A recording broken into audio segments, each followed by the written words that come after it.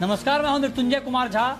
शाम के 5:30 बज चुके हैं और अगले आधे घंटे तक आपके सवालों का सबसे बड़ा मंच तैयार है। अगर आपने कमोडिटी में ट्रेड किया है या फिर नया ट्रेड करना चाहते हैं, जानना चाहते हैं कि आपके लिए कहां पर कमाई के मौके बनेंगे, तो आप सवाल पूछिए। नंबर आप नोट कर लें 022-2300-1634।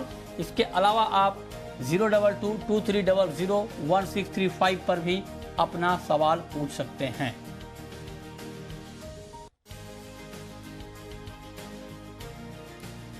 चलिए, और सबसे पहले बात करेंगे एक महत्वपूर्ण खबर की, और खबर है ज्वेलरी की हॉलमार्किंग को लेकर। 16 जून से ज्वेलरी की हॉलमार्किंग को अनिवार्य किया गया है और आज हम 5 जुलाई को इस पर बात कर रहे हैं। तो आज का हमारा मकसद ये है बातचीत का कि जब से इम्प्लीमेंट हुआ है और करीब 20 दिनों में, पिछले 20 दिनों में हॉलमार्किंग को लेकर ग्राउंड पर क्या सिचुएशन रहे हैं, इसी पर हम बात करेंगे। और जो हमें जानकारी मिल पा रही है कि हॉलमार्किंग की रफ्तार थोड़ी धीमी है। हॉलमार्किंग सेंटर पर 150 पीस से ज़्यादा की हॉलमार्किंग रोज़ की नहीं हो पा रही है और जो क्षमता है वो इसके मुकाबले 2000 पीस करने की क्षमता है। तो क्यों ऐसी दिक्कत आ रही है, ये समझाने के लिए, बताने के लिए हमारे साथ हैं जेम्स एंड ज्वेलरी काउंसिल के वाइस चेयरमैन सैयद मेहरा साहब हैं। मेहरा जी, बहुत बहुत स्वागत है आपका। बताइए सर, क्या दिक्कत आ रही है, और पहले तो आप ये बताएं कि पिछले 20 दिनों में हॉलमार्किंग को लेकर के क्या सिचुएशन रहा है ग्राउंड पर, पहले ये बताएं सर। देखिए, हॉलमार्किंग 16 जून से आ गया था। उसके बाद 1 जुलाई से HUID का सिस्टम आ गया है हॉलमार्किंग सेंटर के ऊपर। कोई भी पीस हम हॉलमार्किंग के लिए भेजते हैं, उसके अंदर हॉलमार्किंग सेंटर अपने आप एक एक पीस को HUID प्लेटफॉर्म के ऊपर डालता है। उसको वहां से कंफर्मेशन BIS से मिलता है। उसके बाद एक एक पीस का वो रिपोर्टिंग निकाल के उसके बाद एक ज्वेलर को देता है। आज के तारीख में एक एक ज्वेलर और मैन्युफैक्चरर जो 2000 पीसेज 1000 पीसेज रोज के देते थे तो एक एक सेंटर को, वो आज के तारीख में हॉलमार्किंग सेंटर 100-150 पीस से ज्यादा नहीं कर पा रहे हैं। मैन्युफैक्चरिंग और होलसेलर 2 महीने से कोविड के हिसाब से भी सब बंद होने के कारण काफी खर्चे इनके ऊपर आज भी लागू होते हैं। और अभी जब भी पूरी मार्केट खुल गई है फिर भी हॉलमार्किंग सेंटर नहीं कर पा रहे हैं, तो काफी कारीगरों के पास जो माल बन गया था, एक बड़ी मैन्युफैक्चरिंग यूनिट्स में भी माल बन गया था, वो पूरा चोको ब्लॉक हो चुका है। क्योंकि फाइनेंशियल देखेंगे तो माल तो रेडी हो चुका है लेकिन हॉलमार्किंग हो नहीं रहा। कस्टमर रिटेलर को माल चाहिए लेकिन माल हॉलमार्किंग हो नहीं रहा। तो इंफ्रास्ट्रक्चर की जो कमी है ना, उसको भी अभी काफी दिन लगेंगे सही होने में। हॉलमार्किंग सेंटर कहते हैं कि 2 से 3 महीने लगेंगे और गवर्नमेंट कहती है कि 15 से 20 दिन में टीदिंग इशू से ये ठीक हो जाएगा। लेकिन अगर ये ठीक नहीं हुआ तो अगर ये 5-6 महीने का अगर ये बंदी को एक मैन्युफैक्चरर होलसेलर दिखेगा तो मुझे लगता है कि वो सरवाइव करना उसके लिए बहुत इम्पॉसिबल हो जाएगा। अच्छा, तो आप कह रहे हैं कि ठीक तरीके से हॉलमार्किंग हो नहीं पा रही है। लेकिन सर, जब भी कुछ बदलाव होता है तो शुरुआत में तो दिक्कत आती है और बाद में वो ठीक भी होता है। तो क्या इसे एक शुरुआती दिक्कत माना जाए, या आपको लगता है कि नहीं, ये दिक्कत आगे बढ़ सकती है? और अगर ऐसा है तो इस दिक्कत को दूर करने के लिए क्या कदम इस वक्त उठाने की जरूरत है?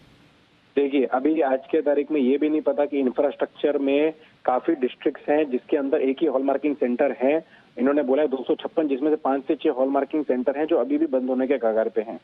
उसके बाद रिस्पॉन्सिबिलिटी फैक्टर है। रिस्पॉन्सिबिलिटी आज एक हॉलमार्किंग सेंटर की होनी चाहिए, लेकिन वो ज्वेलर्स, होलसेलर, मैन्युफैक्चर पे भी डाल दी गई है। उसके ऊपर भी क्लैरिटी अभी तक नहीं आई है। जहां तक बात आती है कि टीदिंग इश्यूज जिसको आप बता रहे हैं, तो टीदिंग इश्यूज ये इस हिसाब से है कि अगर एंड कंज्यूमर में भी अपन सोचें कि कोई लेडी अगर 2 ग्राम के ऊपर का सेट या हार लेने आई है, वो भी अपना ID दे दे, अपनी चीजें दे दे। आज के तारीख में अगर जो ज्वेलरी है करप्शन क्लास हुई, आज की तारीख में लेडीज भी अपनी हस्बैंड से छुपा के पैसा रखती हैं। तो अगर उनको बोलेंगे आप 3 ग्राम 4 ग्राम के ऊपर आप अपना ईमेल ID दीजिए, पैन कार्ड दीजिए, तो ये बहुत डिफिकल्टी हो जाएगी। जब साड़ी खरीदने जाओ, मोबाइल खरीदने जाओ, कोई भी आइटम खरीदने जाओ, उसके अंदर तो ये सब मांगते नहीं है। तो काफी चीजें हैं इसके अंदर। On the consumer point of view पहले तो अपन चलो अपना फर्ज बनता है अपन कंज्यूमर को भी प्रोटेक्ट करें। तो कंज्यूमर पॉइंट ऑफ व्यू के अंदर भी ये बहुत सारी तकलीफें आगे आने वाले टाइम में आएंगी। और इंफ्रास्ट्रक्चर बेसिस के अंदर चाहे कितनी भी सब्सिडी दे दे, लेकिन एक हॉलमार्किंग सेंटर एक आदमी को, एक एंटरप्रेन्योर को वायबल होना चाहिए। अगर वायबल होगा तो वो करेगा। और अगर आप बोलते 3 महीना 6 महीना इंडस्ट्री बंद हो जाए और रिटेलर को माल ना मिले और कंज्यूमर तक माल अच्छा ना पहुंचे, आगे सीजन आने वाला है, तो ये सब चीजें राइट नहीं है। ये पहले इसकी चीजें करनी चाहिए थी कंफर्म, उसके बाद हॉलमार्किंग का लाना चाहिए था। मेरा जी ऐसा ग्राउंड पे नहीं, ये बात ठीक है जो बात आप कह रहे हैं, लेकिन क्या ग्राउंड पर तो ऐसी दिक्कत तो दिख नहीं रही कि कोई कंज्यूमर ज्वेलरी खरीदने जाए और उसको ज्वेलरी ना मिले इस वजह से कि हॉलमार्किंग नहीं हो पाई है ज्वेलरी की? ऐसी दिक्कत तो सर दिखी नहीं है। मैंने ये नहीं बताया, मैंने बोला, बात भी कर रहे हैं, जा भी रहे हैं, और ऐसा कोई कस्टमर मिला नहीं है कि जिनको ज्वेलरी ना मिली हो हॉलमार्किंग की वजह से। मैंने बोला मृत्युंजय जी, अगर उसको हॉलमार्किंग की ज्वेलरी खरीदनी है HUID के अंडर, तो एक कंज्यूमर को अपना सारा डिटेल्स देना होगा कि 2 ग्राम के ऊपर ज्वेलरी खरीदने के टाइम पर, कि उसे 3 ग्राम है। कंज्यूमर जेन्युइन है सर तो डिटेल देने में क्या दिक्कत है? अगर कंज्यूमर जेन्युइन है, मैं ये समझना चाह रहा हूँ कि आज के तारीख में लेडीज है, उनका पैसा सही है तो उनको लेने में मतलब बताने में क्या दिक्कत है? आज के तारीख में डिमोनेटाइजेशन आया, सब चीजें हुई, सब चीजें बराबर तरीके से सबने सपोर्ट किया, लेकिन आप खुद बताइए, आज एक हस्बैंड एक वाइफ बैठे हैं घर के अंदर और उसने अपना कुछ ज्वेलरी का सिस्टम बनाकर अपना पैसा रख के सेव करके ज्वेलरी खरीदनी चाहिए, उसके अंदर वो कहाँ तक अपना तक बताएगी? हमको 2 लाख का पैन कार्ड का ऑलरेडी नोटिफिकेशन गवर्नमेंट से आया हुआ है कि भाई हमको 2 लाख तक एक पैन कार्ड तक एक लेडी खरीद सकती है। इधर तो 11 ग्राम के ऊपर ये लॉ आ जाता है। इसके अंदर बहुत सारी क्लैरिटी आने की बाकी है अभी भी। ठीक है, चलिए देखते हैं कब तक ये और सफाई आती है। तो ये ग्राउंड रिपोर्ट है।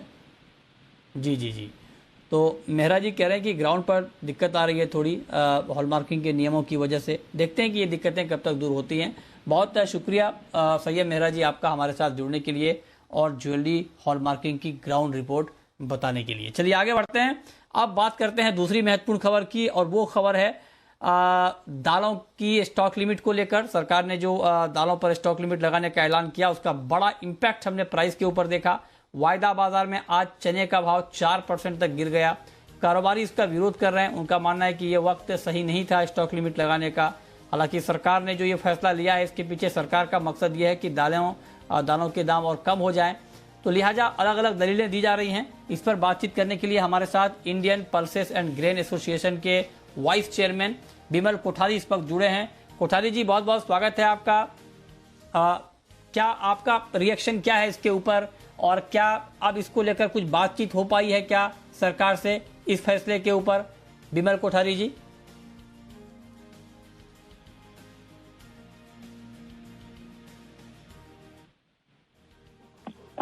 बिमल जी, आप सुन पा रहे हैं? हाँ, मैं सुन रहा हूँ। हेलो, मैं कह रहा हूँ कि ये दालों पर जो स्टॉक लिमिट लगी है, इसकी सिफारिश आप लोगों ने की थी क्या?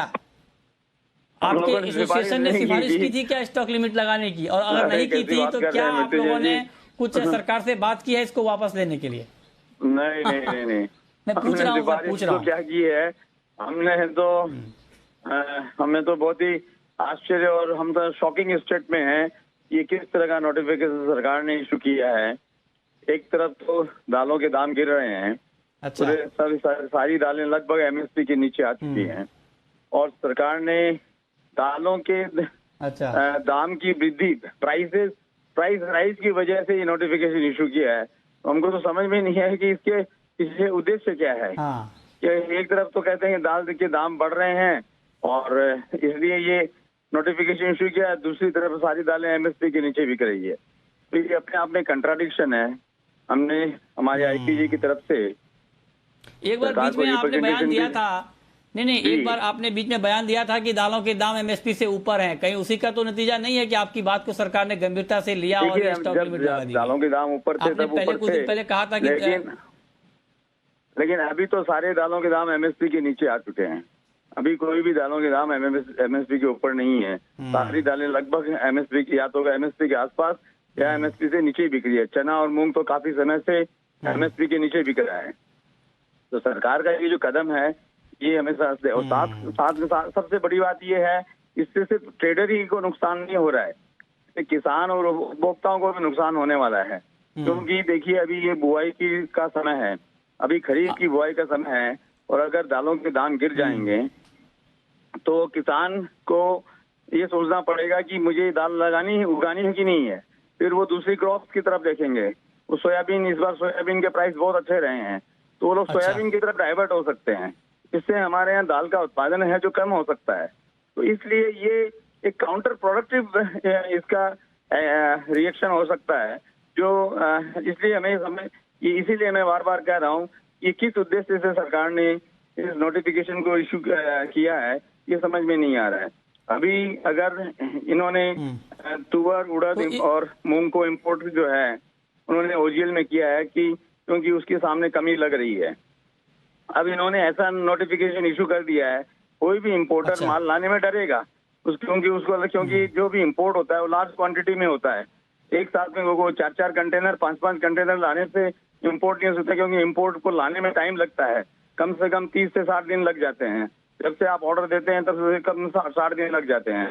तो 4-4 5-5 कंटेनर लाके कोई भी इम्पोर्ट पूरा नहीं हो सकता है। सामने फेस्टिवल का टाइम है, उस समय हमारे यहाँ दालों की डिमांड रहेगी।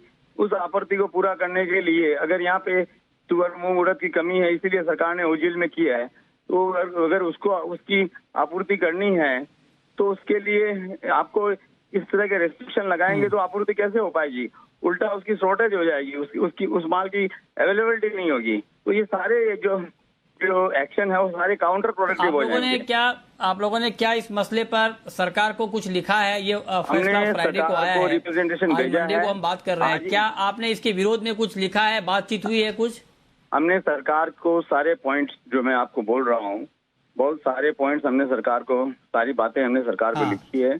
ये किस तरह काउंटर प्रोडक्टिव होगा, आज ही हमने सरकार को नोटिस इसका ही हमने रिप्रेजेंटेशन भेजा है और हमने उनसे रिक्वेस्ट भी किया है कि हम आपसे मिलकर इस मुद्दे पे बात करना चाहते हैं। क्योंकि मैं बताऊं आपको, DGFT और कंज्यूमर अफेयर्स हमारे जितने भी देश के जो मेन एसोसिएशन है इंक्लूडिंग IPGA, लास्ट 1-1.5 महीने में हमसे हर 10 दिन में मीटिंग कर रहे हैं और हम उन्हें हर बात की हर तरह की सिचुएशन को अप्राइज कर रहे हैं। स्टॉक के बारे में, इम्पोर्ट के बारे में, सब चीजों के बारे में उनको हम सूचना दे रहे हैं। ये फैसला, ये अचानक नोटिफिकेशन किस तरह आया है और क्यों किया गया है, ये हमें हम इस समझ के बाहर है। तो इसलिए हमने सरकार से प्रार्थना की, हमने रिक्वेस्ट किया है कि आप इस नोटिफिकेशन को विड्रॉ करिए। आप कोई मुद्दा है तो हम फिर आपसे डिस्कस करने को तैयार हैं। हम सारे देश के एसोसिएशन आपके साथ हम मिलकर काम करना चाहते हैं। हम सरकार के विरोध में काम नहीं करना चाहते हैं। हम भी चाहते हैं, किसानों का हित चाहते हैं, हम भी उपभोक्ताओं का हित चाहते हैं, लेकिन साथ साथ में ट्रेडर्स का हित भी देखना जरूरी है। इसी प्रार्थना से हमने रिप्रेजेंटेशन दिया है।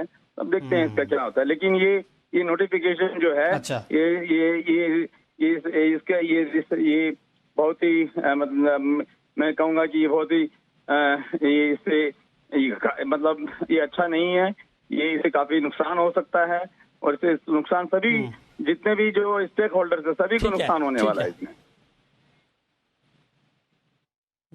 चलिए, बहुत शुक्रिया कोठारी जी आपका हमारे साथ जुड़ने के लिए, अपनी बात रखने के लिए। देखते हैं इस मसले पर आगे और क्या होता है। चलिए आगे बढ़ते हैं। अब हम बात करते हैं कि आज के मार्केट में आपके लिए किस तरह से ट्रेड के मौके बनेंगे। हमारे साथ 2 मेहमान हैं। हमारे साथ हैं बीरेन वकील पैराडाइम कमोडिटी के, और साथ ही अनुज गुप्ता हैं IIFL सिक्योरिटीज के। आप दोनों का बहुत स्वागत है। बीरेन जी, गोल्ड से शुरुआत करते हैं। गोल्ड का मार्केट आज शाम के कारोबार के लिहाज से आपको कैसा दिख रहा है और गोल्ड में क्या करना चाहिए? US मार्केट बंद है तो मार्केट तो सीमित दायरे में रहेंगे। अगर 47,000 के आसपास मिले तो शॉर्ट टर्म बाई किया जा सकता है। 47,500 के टारगेट से 46,700 का स्टॉप लॉस होना चाहिए। अच्छा, ठीक है। अनुज जी, आपको भी लगता है कि आज बाइंग करना ठीक है गोल्ड में? हालांकि मार्केट में बहुत हलचल है नहीं, तो क्या अभी बाई करके चलना ठीक रहेगा क्या? मतलब जी, गुड इवनिंग। बिल्कुल, मुझे लगता है कि जिस तरीके से लास्ट वीक में एक रिकवरी हुई थी और आज भी हम देखें तो 47,000 के ऊपर ट्रेड कर रहा है, तो एक मतलब इंट्राडे पर्सपेक्टिव से खरीदारी का ट्रेड ले सकते हैं। एक्सपेक्टेड है कि 47,500 47,600 तक के लेवल्स आ सकते हैं। इंट्राडे प्योर ट्रेड रहेगा क्योंकि आज US मार्केट बंद है, ज़्यादा मोमेंटम होगा नहीं। बट हाँ, अगर नीचे भाव मिलते हैं, क्योंकि डॉलर में जो वीकनेस थोड़ी सी देखने को मिल रही है, उससे थोड़ा सपोर्ट जो है गोल्ड को आ सकता है। तो हमें लगता है कि खरीदारी का ट्रेड आज लिए जाना चाहिए।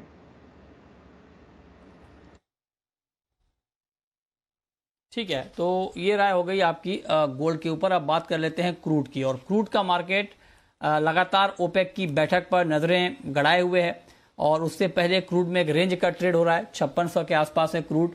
आज संभावना इस बात की है कि कोई फैसला आ जाए। देखना होगा कि क्या सहमति बनती है नहीं बनती है। तो बीरेन जी, क्या ट्रेड देख रहे हैं आप क्रूड में ओपेक के फैसले से पहले? यहाँ सऊदी अरेबिया और यूएई के बीच में थोड़ा रिफ्ट है प्रोडक्शन के बारे में। और पहले 2-4 दिन पहले ही ओपेक प्लस ने बोल दिया था कि आने वाले दिनों में वो सप्लाई का गलट देख रहे हैं, यानी ओवर सप्लाई देख रहे हैं। सिचुएशन थोड़ी अजीब है, उनकी स्टेटमेंट थोड़ी अजीब है, मींस उनकी नीयत प्रोडक्शन बढ़ाने की लग नहीं रही है मुझे।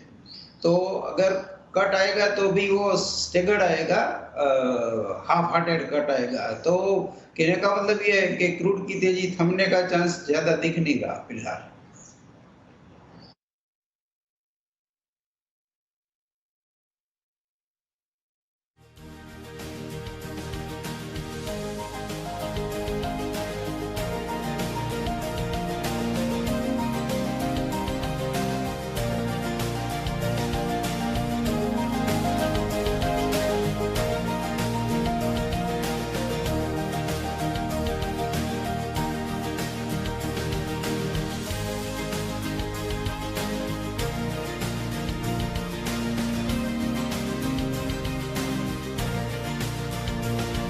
जी बताएं, बेस मेटल का मार्केट अभी आपको कैसा लग रहा है, और क्या मेटल में आज शाम के लिए कोई ट्रेड आपको दिख रहा है क्या, अनुज जी? देखिए, बेस मेटल में हमने एक रिकवरी आते हुए देखी है। यहाँ पर कॉपर मुझे लगता है कि खरीदारी के पर्सपेक्टिव से लिया जा सकता है। प्योरली इंट्राडे ट्रेड रहेगा। मुझे लगता है कि ऊपर में कॉपर में टारगेट करीबन 735 तक के लेवल देखने को मिल सकते हैं। खरीदारी का ट्रेड बना के चल सकते हैं। कॉपर में एक अच्छी रिकवरी देखने को मिल सकती है। वहीं जिंक मुझे लगता है कि थोड़ा प्रॉफिट बुकिंग रहेगा यहाँ पर, क्योंकि 240 के आसपास एक रेजिस्टेंस है। हाँ, हालांकि अगर हम जिंक की बात करें तो यहाँ पर एक रेंज वन मूवमेंट रहा है, बट मुझे लगता है कि कॉपर में खरीदारी करें और जिंक में बिकवाली का ट्रेड बनाएं। जिंक में नीचे 237 तक के टारगेट देखने को मिल सकते हैं। तो थोड़ा सा मिक्स ट्रेंड जो है बेस मेटल में है। तो अगर खरीदारी करनी है तो कॉपर में खरीदारी की जा सकती है। बिकवाली का ट्रेड अगर देखना है तो जिंक में बिकवाली का ट्रेड बनाया जा सकता है। ठीक है, तो ये राय हो गई आपकी मेटल के ऊपर। लेकिन एक और महत्वपूर्ण खबर आई है, और खास करके जो लोग एग्री में ट्रेड करते हैं उनके लिए अच्छी खबर आई है कि आपके लिए ट्रेड का एक और ऑप्शन बढ़ गया है। और एग्री का पहला सेक्टोरल इंडेक्स लॉन्च हो गया है NCDX पर, और ग्वारेक्स और सोयाडेक्स, मतलब जो ग्वार कॉम्प्लेक्स है उसको और सोया कॉम्प्लेक्स को मिलाकर अलग अलग इंडेक्स बनाया गया है, जिसमें ग्वार कॉम्प्लेक्स को नाम दिया गया है ग्वारेक्स, और सोया कॉम्प्लेक्स का जो इंडेक्स बनाया गया है उसको नाम दिया गया है सोयाडेक्स। तो ग्वारेक्स में ग्वार सीड का जो वेटेज है, सुन लीजिए ध्यान से जो लोग एग्री में ट्रेड करते हैं, और ग्वार तो चूंकि बहुत अच्छी कमोडिटी मानी जाती है, ट्रेडिंग के लिहाज से लिक्विड कॉन्ट्रैक्ट माना जाता है। तो ग्वारेक्स में ग्वार सीड का वेटेज 63.43% है, और ग्वारगम का वेटेज 36.57% है। सोयाडेक्स में सोयाबीन का वेटेज सबसे ज्यादा है, 67.92% के आसपास, और सोया तेल का वेटेज 32% के आसपास है। तो ये दो अलग इंडेक्स एग्री के लॉन्च हुए हैं। सेक्टर बेस्ड इंडेक्स पहली बार एग्री मार्केट में लॉन्च हुआ है, और इससे पहले NCDX ने एग्रीडेक्स लॉन्च किया था, मतलब ओवरऑल एग्री को लेकर एक इंडेक्स लॉन्च किया था, लेकिन सेक्टोरल इंडेक्स पहली बार लॉन्च किया गया है एक्सचेंज के प्लेटफॉर्म पर। बीरेन जी, आप इस पहल को किस तरह से देखते हैं, और क्या आपको लगता है कि एग्री में सेक्टोरल इंडेक्स को अच्छा रिस्पांस मिलेगा? ये बहुत जरूरी कदम है, और specially parity margin, crush margin जिसको मेंटेन करने हैं तो हेजर को काफी सुविधा इससे मिलेगी। लिक्विडिटी अगर मिल जाएगी तो इसमें कामकाज का स्कोप स्केल काफी अच्छा है, सोया में भी और ग्वार में, दोनों में भी, क्योंकि ये दोनों प्रोडक्ट में पेरिटी मार्जिन, क्रश मार्जिन का हेल्दी होना और मैनेज करना काफी अहमियत रखता है। ठीक है, तो ये राय हो गई आपकी। इस पर आपने कहा कि बहुत अच्छा कदम है, इसका इम्पैक्ट होगा। अब वक्त है रैपिड फायर राउंड का।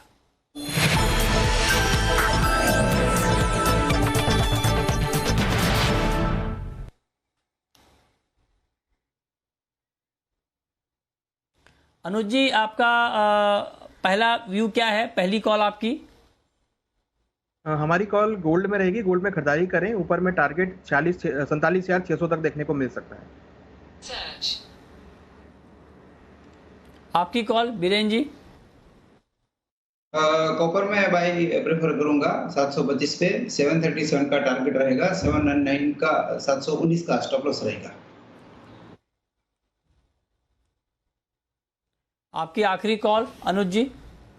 हाँ, हमारी कॉल कॉपर में रहेगी। कॉपर में करंट रेट से खरीदारी करें, 721 का स्टॉप लॉस लगाएं, टारगेट 735 तक देखने को मिल सकता है। चलिए, बहुत शुक्रिया अनुज जी आपका और बीरेन जी आपका हमारे साथ जुड़ने के लिए, बताने के लिए कहां पर कमाई के मौके कमोडिटी में बनेंगे। तो फिलहाल इस बुलेटिन में इतना ही।